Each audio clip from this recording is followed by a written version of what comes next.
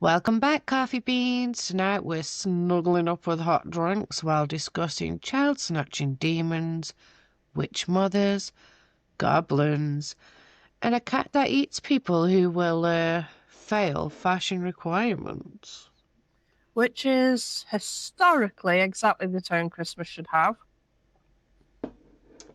Merry She Christmas! says as she's bundled up. Ho, ho, ho, ho, ho! Across Europe, winter was dangerous, as we know. Cold, lack of food, and illness. So folklore personifies winter risk, basically. So instead of you might starve, the stories say a demon will get you if you don't behave. As you should. We've been scaring children since the dawn of time, and it worked. Fear-based learning like school, but with horns. I love me some Krampus. Winter monsters are survival psychology, a narrative that encourages preparation and community behaviour at the worst time of the year. So let's kick off with Krampus. Everybody's heard of Krampus, but we do love Krampus. Yes. So it is a figure clearly attested in the early modern 16th century and later Alpine Christian folklore, likely drawing on older local demons and winter traditions. We're not sure of his exact origins, though. We can't 100% claim where it originated because it is up for debate academically.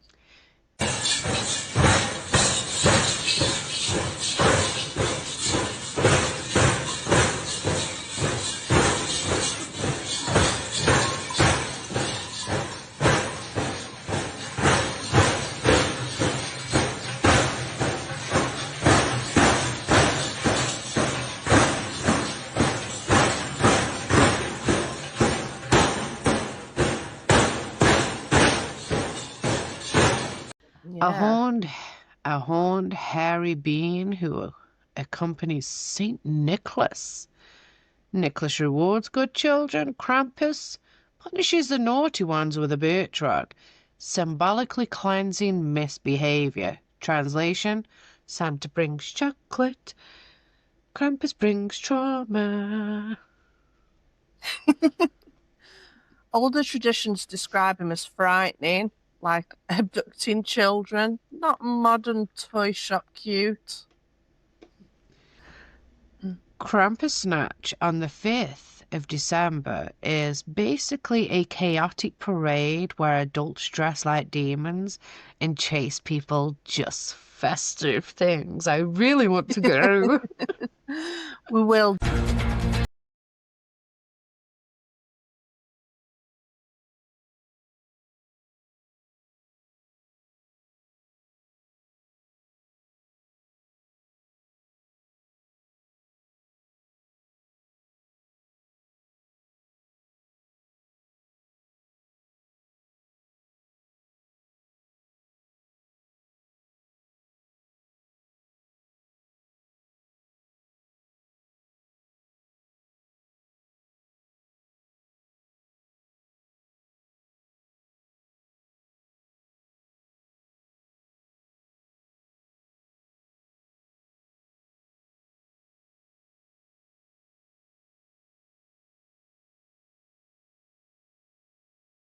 One year we will go.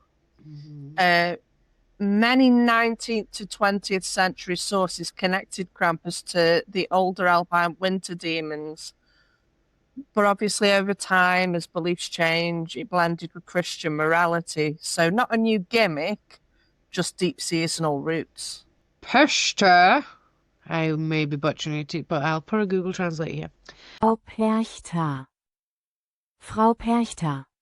Perchta appears during the 12th day of Christmas, usually between Christmas and Epiphany. Especially in the Alpine and Central European folklore, a goddess-like figure sometimes a witch, because we always go one extreme to the other. Yeah, well, historically, she's a powerful female spirit figure. In late medieval and early modern Christian sources, some neo-pagan folklore writers also interpret her as not a goddess, but a survival of an older goddess. So, but just wanting to be accurate. Yeah, so Santa, but terrifying. Maybe. But, it's one of them, isn't it? We know how women are done dirty in history. I'm sure we'll cover Perchta in more detail at some point.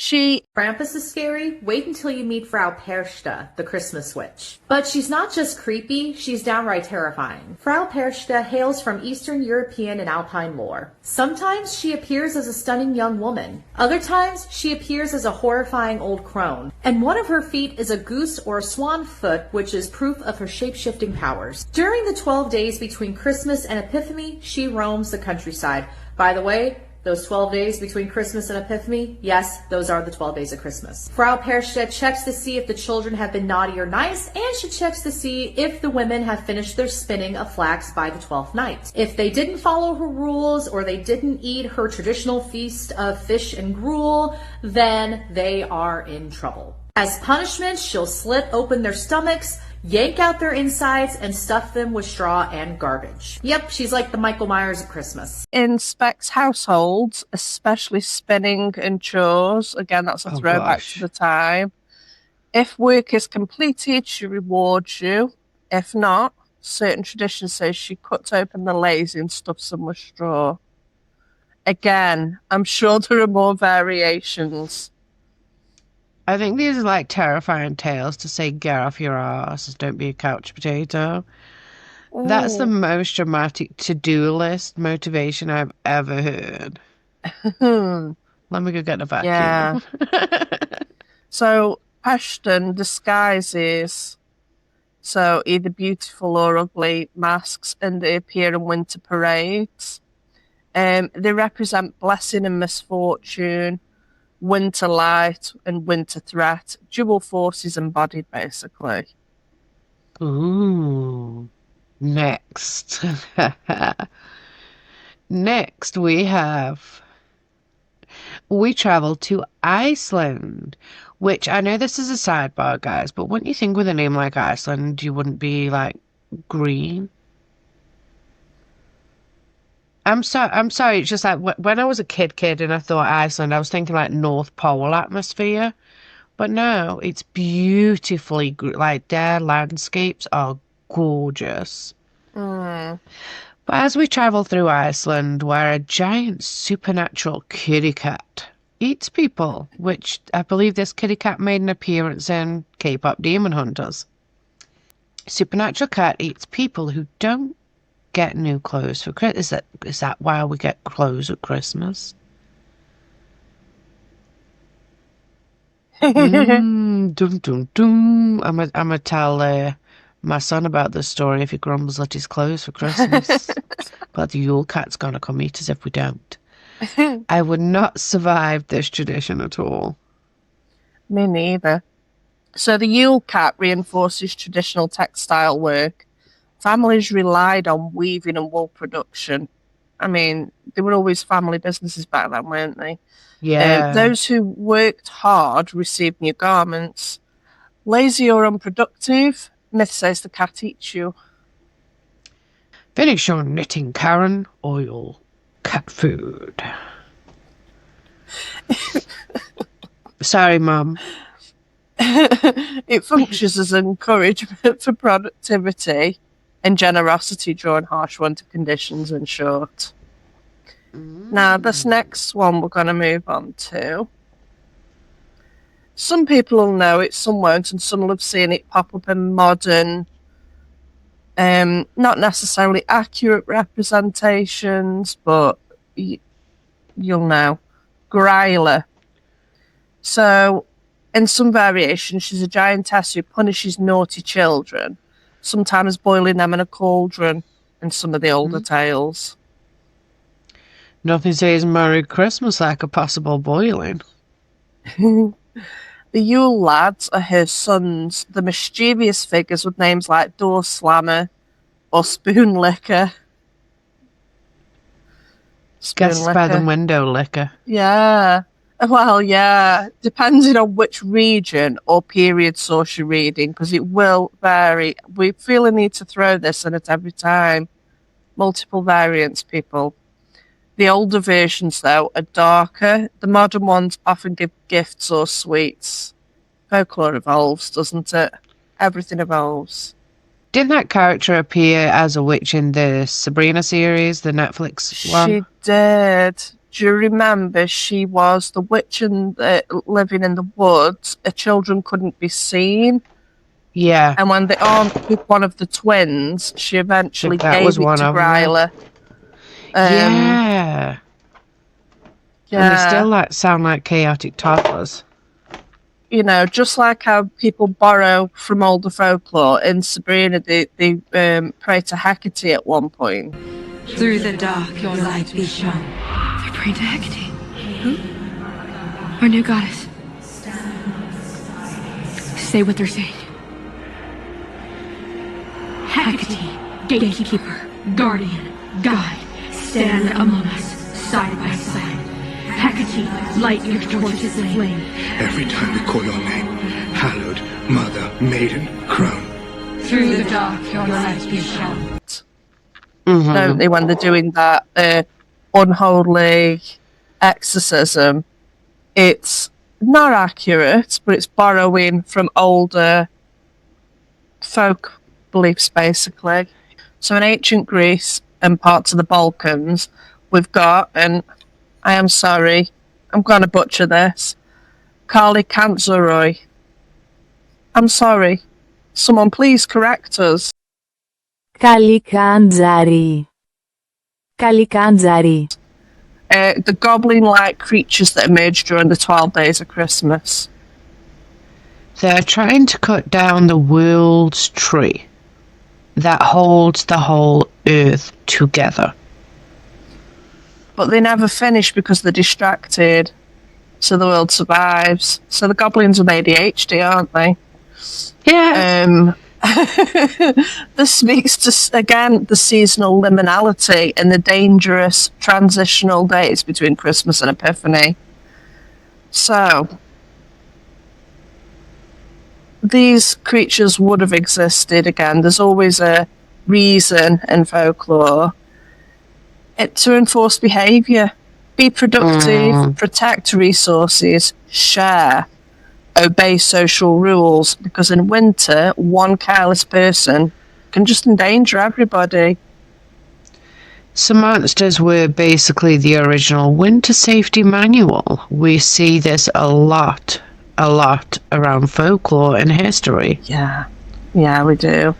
So many creatures were eventually absorb Christian morality, as we saw with the Grimm season.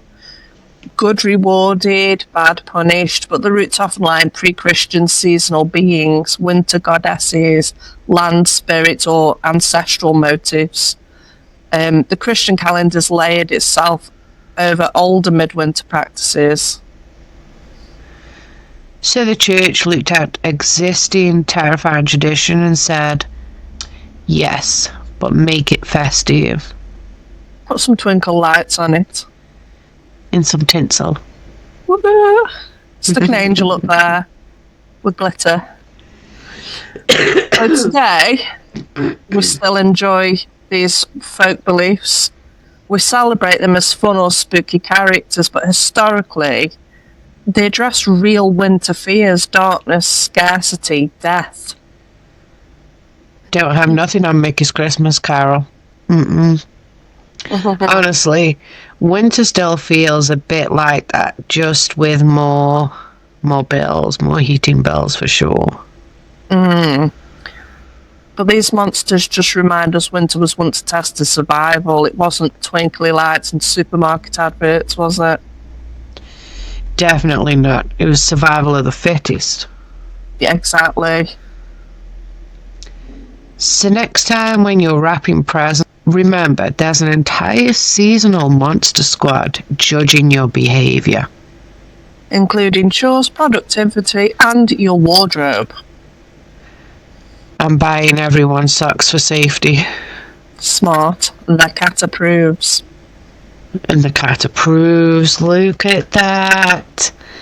So don't forget to remind your children, even though there's Santa, there's also Krampus with a switch. So you better behave. Have an amazing week, guys. Be safe. Hope you're all done with your Christmas shopping. Stay out the dark. Stay out the dark, and please subscribe. Bye. Bye.